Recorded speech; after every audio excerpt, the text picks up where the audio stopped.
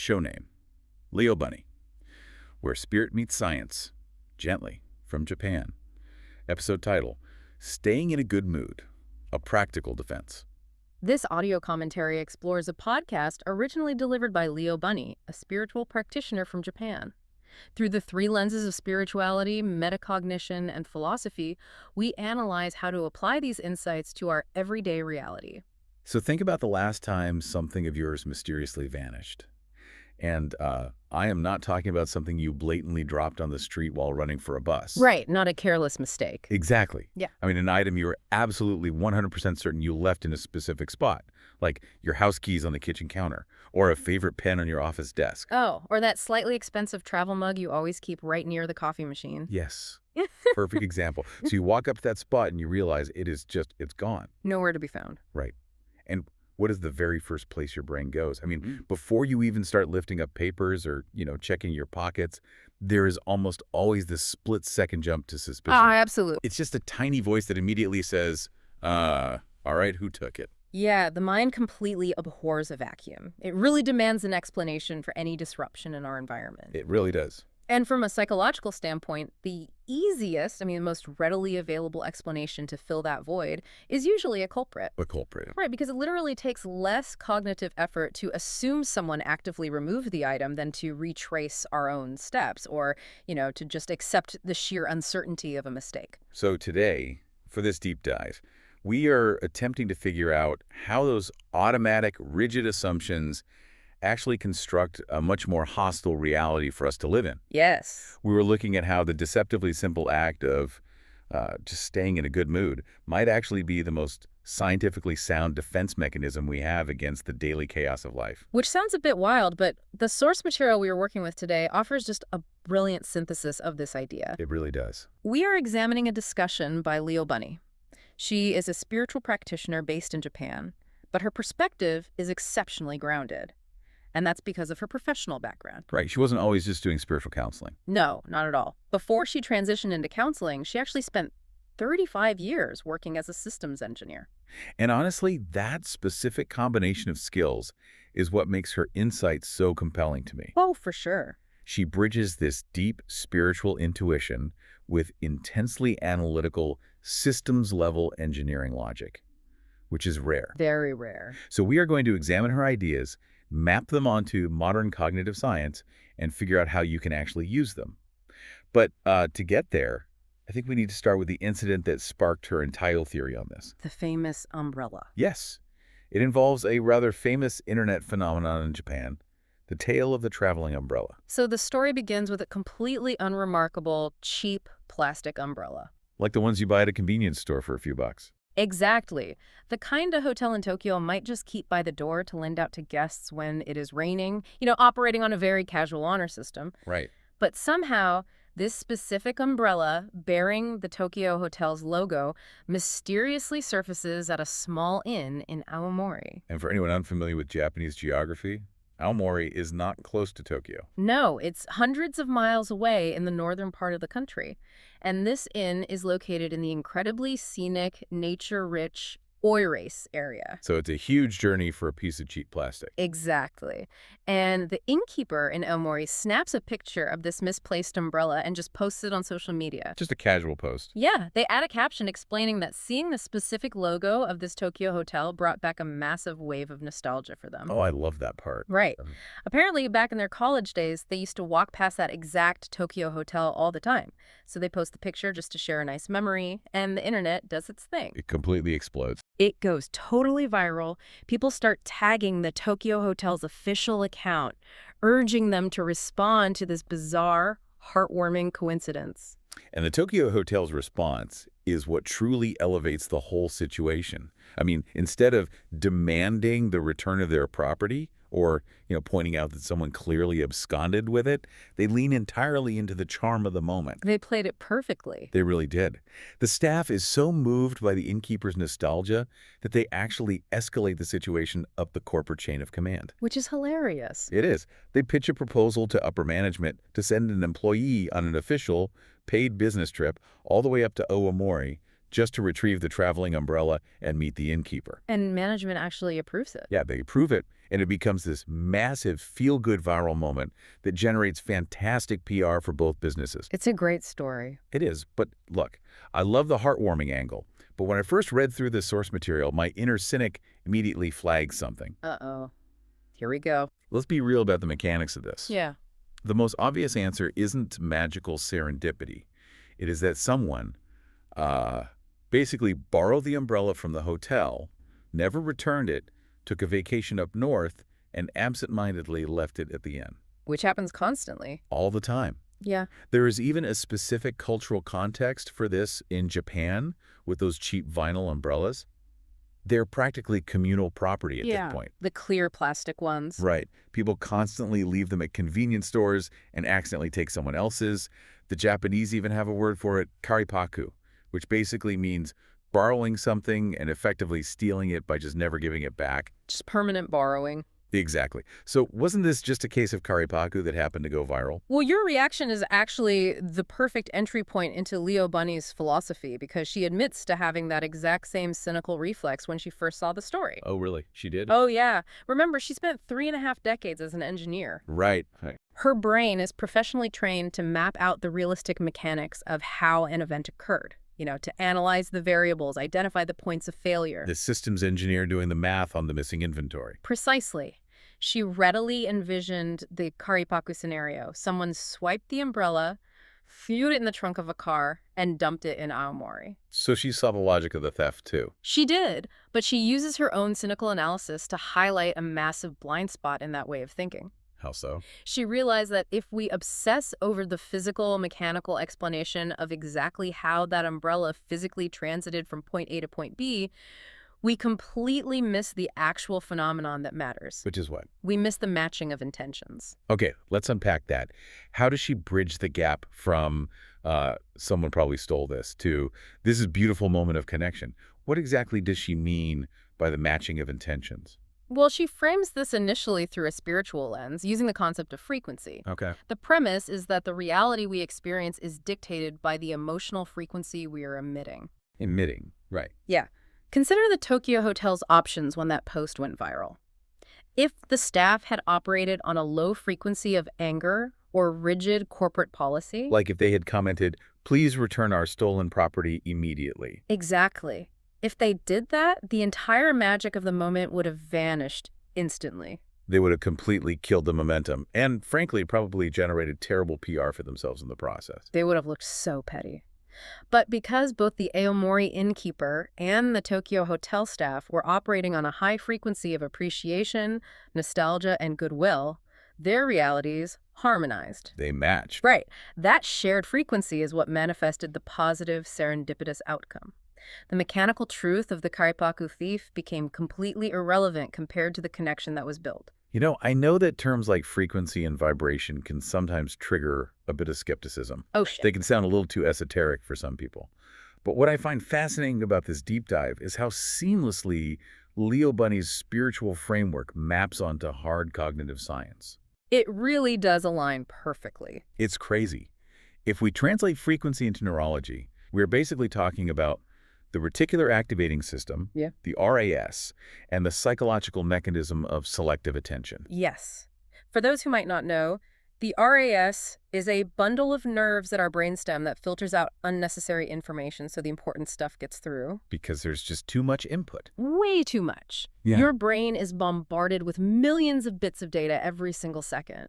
Sights, ambient sounds, the feeling of your clothes against your skin, micro expressions on the faces of people walking past you. It's exhausting just thinking about it. Right. If your conscious mind tried to process all of that simultaneously, you would go into immediate sensory overload. You just freeze. Exactly. So the RAS acts as the bouncer for your consciousness.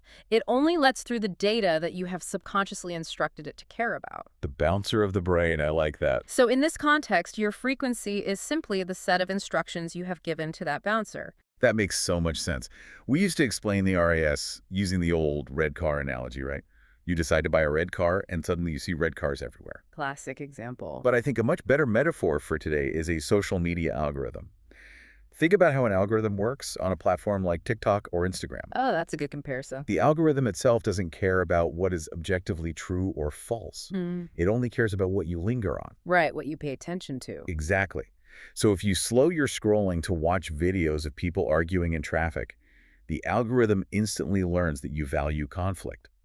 And within an hour, your entire feed is just an endless stream of road rage and hostility. You've trained it to show you the worst stuff. Yes. Yeah. You have literally curated an aggressive digital reality for yourself. That is an incredibly sharp way to visualize it. The algorithm is just feeding your own focus back to you. Now, apply that biological algorithm to the situation with the traveling umbrella. If you tune your brain's filter to a frequency of suspicion, theft, and hostility, your RAS will tirelessly scour your physical environment for evidence to prove you right. It's going to find the thief no matter what. Precisely. You will inevitably perceive a misplaced item, not as an accident, but as a targeted theft. You will notice every slight, every lingering glance from a stranger, every ambiguous tone in an email. Just constant threats. Yeah, you end up reinforcing a cutthroat, adversarial reality simply because that is the only data your brain is allowing past the bouncer. But, and here's the flip side, if you intentionally tune that mental algorithm to curiosity, trust, or connection, the feed changes. Entirely. You start spotting the serendipity. You look at a misplaced umbrella and see an opportunity for a fun PR stunt and a free trip to Aomori. Which brings us to a major stress test of the theory. Because, let's be honest, it is quite easy to maintain a broad, positive perspective when we are discussing a cheap vinyl umbrella that belongs to a giant corporation. Oh, absolutely. But human nature is far more protective when the stakes are personal. That is the obvious hurdle here. I mean, having a high frequency over a $3 piece of plastic is one thing. Right.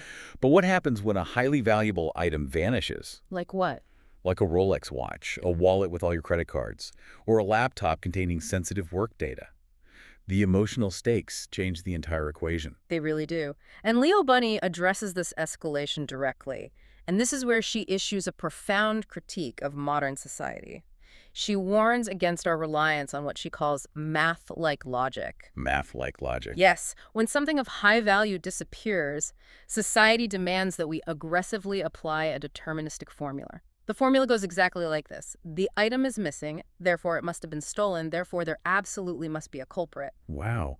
It just becomes this automatic, unthinking chain reaction. Missing equals stolen. Stolen equals culprit. Exactly. And from an evolutionary standpoint, this rigid cause and effect thinking is actually a survival mechanism. How so? Well, our brains are pattern recognition machines, and a missing valuable item is a deeply distressing break in the pattern.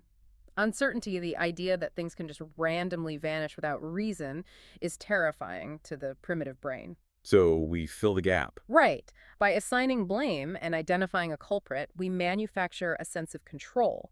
Even if that control involves conflict, the brain prefers a known enemy over an unpredictable universe. That is so true. But LeoBunny points out that by insisting on this formula, we lock ourselves into an incredibly aggressive timeline.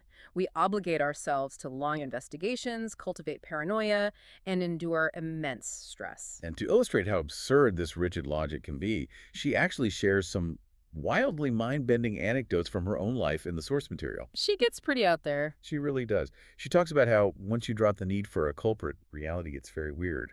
She casually mentions a bottle of cologne in her house that would simply vanish and reappear in completely different locations, defying any logical explanation. Just teleporting cologne. Yeah. No roommates moving it, no logical culprit, just gone, and then back. And she goes even further with a story from her days working as an engineer. And the context here is really vital. Oh, the software manuals. Yes. Yeah. She recalls instances where highly technical software manuals would suddenly contain altered text and changed specifications. It's just wild. And in software engineering, changes like that do not just happen. Every edit is tracked meticulously through version control logs and official release notes. Right, there's always a paper trail. Always. Yet, she would find that the text had undeniably changed. Her colleagues would swear it had always been written that way, and the digital commit logs would show absolutely zero updates. No record at all. None. Her own code still matched the old manual, but the manual itself had seemingly rewritten itself without a trace. See, for a systems engineer, that scenario is the definition of a nightmare.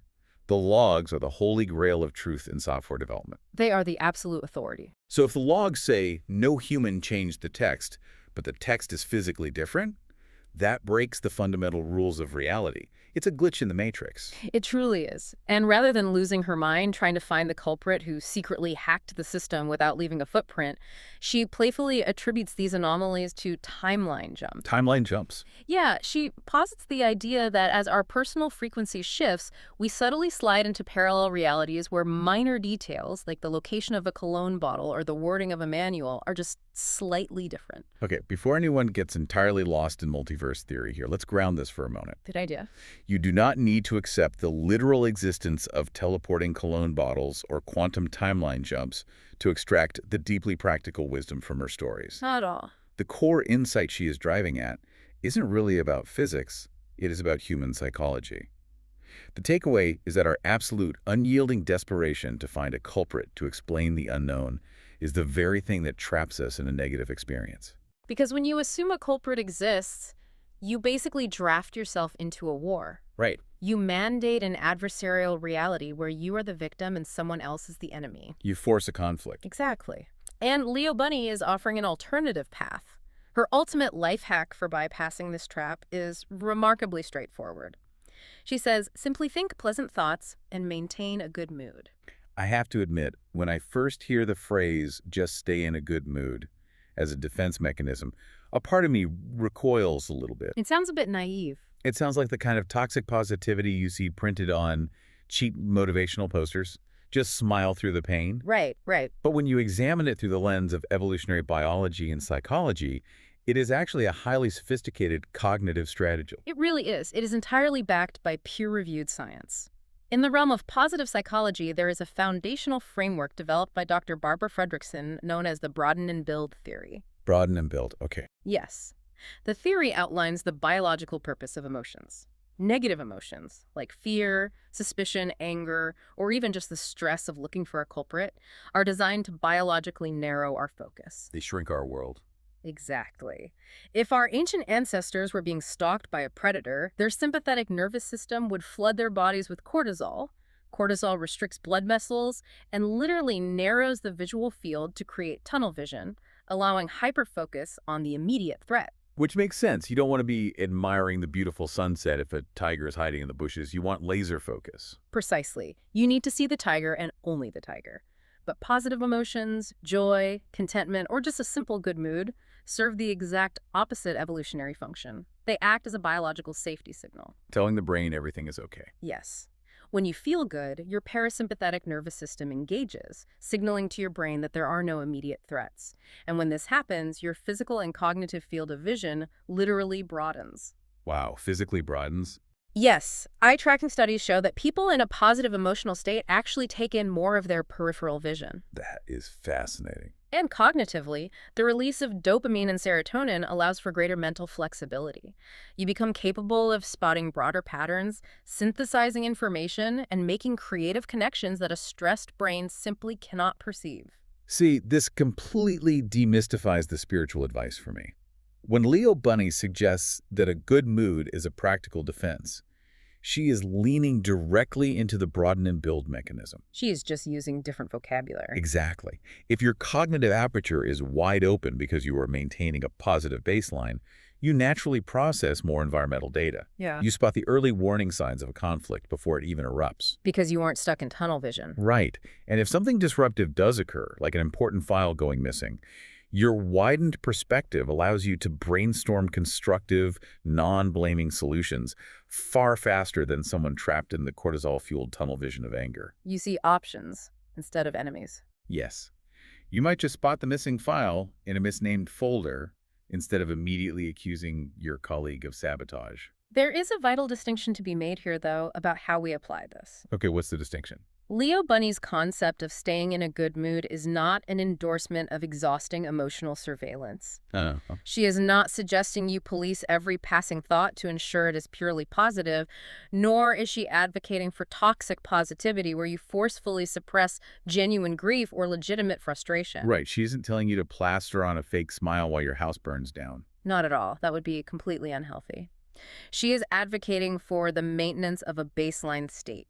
It is fundamentally an energy conservation strategy. Energy conservation. Yeah, think about the massive caloric and cognitive energy it takes to launch an inquisition every time you face an inconvenience. Paranoia is It exhausting. really is draining. But by consciously choosing to dwell in a pleasant cognitive state, you stop fighting the world's friction head-on. You simply change the dial on your mental algorithm. You step off the trouble timeline by refusing to engage with the math-like logic of blame. Just hopping out. Exactly. It is a gentle, resting state, not a forced, theatrical performance of happiness. Stepping off the trouble timeline is such a powerful way to frame it. You are actively opting out of the drama. You are denying the impulse to participate in the endless hunt for a culprit. And saving all that energy. Yes, and by preserving all of that mental energy, you have the surplus bandwidth required to actually solve the problem, or perhaps even discover a hidden opportunity disguised within the inconvenience. When you lay the spiritual teachings over the neurological facts like that, it becomes undeniable that they're describing the exact same human experience. They really are. Emitting a high spiritual vibration and tuning your reticular activating system through positive affect are just two different vocabularies for the identical mechanism. That's the real takeaway here. A good mood ceases to be just a fleeting, pleasant feeling. It becomes a structural shield against chaos. It dictates the sensory data your brain processes, which directly builds the reality you inhabit and react to. So let's bring this directly back to you, the listener, and your everyday life. The next time something inexplicable happens, a crucial email vanishes from your inbox, your keys disappear from the hook, or a coworker leaves an ambiguous note on your desk, just pay attention to your immediate reflex. Catch that initial thought. Right. Before you apply that rigid formula of blame, before you assume karipaku and launch a full-scale investigation to uncover the culprit who wronged you, just pause. Take a breath. Take one breath and check your mental algorithm. Ask yourself in that exact moment, what timeline am I about to authorize? Am I choosing the timeline of suspicion, cortisol, and conflict? Or am I selecting the timeline of curiosity, broadened peripheral vision, and creative possibilities? Because the reality that unfolds for you next is entirely dependent on the filter you choose right then and there. Which leaves us with a rather profound thought to carry forward. It does. We began this conversation looking at a cheap plastic umbrella. But by simply maintaining a positive baseline, a broad cognitive filter, a busy hotel staff, and a nostalgic innkeeper managed to bridge a gap of hundreds of miles. They created something beautiful out of a mistake. They transformed a minor loss into a viral moment of joy, a profound human connection, and even a sponsored corporate trip. They refused the culprit formula, and reality rewarded them for it. Exactly. So here is what I want you to ponder as you navigate the rest of your day. If a simple, resilient good mood possesses the power to manifest that kind of outcome from a forgotten piece of plastic, what unseen connections, what bizarrely lucky opportunities hidden in your own daily environment are just sitting there right now waiting to be matched with your good mood? How was today's episode? If it sparked something, there's a 5-step workbook waiting for you. About 30 minutes, pen and paper only. Head to the show page to grab it. The newest episode's workbook is always pay what you want, and past ones are just $3 in the archive. Link in the show notes. See you next time.